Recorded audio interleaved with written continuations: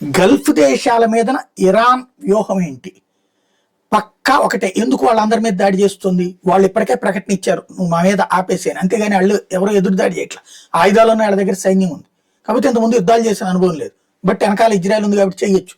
కానీ ఎందుకు చేయట్లేదంటే బాధిత దేశం ఇరాను మనకు తెలుసు, ఎందుకు దాన్ని ఇబ్బంది పెట్టడం, సరే ఆ కోపంలో కొన్ని దెబ్బతీస్తారు అని వదిలేస్తున్నారు. కానీ ఇలాగే పెరిగిపోతే ఖచ్చితంగా ఎదురుదాడి చేయక తప్పదు.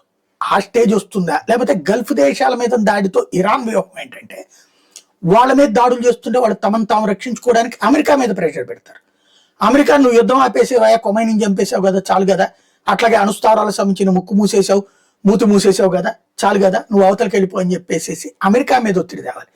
అంటే ఇరాన్ తనుగా అమెరికా ముందు సరెండర్ అవ్వలేదు, కానీ అమెరికాని నువ్వు వెనక్కి పో అనే ప్రెషర్ గల్ఫ్ దేశాల ద్వారా పెట్టించాలి. అలాగే ఇప్పుడు గల్ఫ్ దేశాలకి ఆయిల్ సప్లై ఆగిపోతుంది, గల్ఫ్ దేశాల నుండి హోర్ముజ్ జలసంధి ఇవన్నీ ఆగిపోతే ప్రపంచ దేశాలను ఇబ్బంది పడతాయి. కాబట్టి ఆ భయంతో ప్రపంచ దేశాలు అమెరికా మీద ఒత్తిడి తేవాలి. ఇప్పుడు ఇరాన్కి ఇక పోయేది ఏం లేదు, కొమైని పోయిన తర్వాత.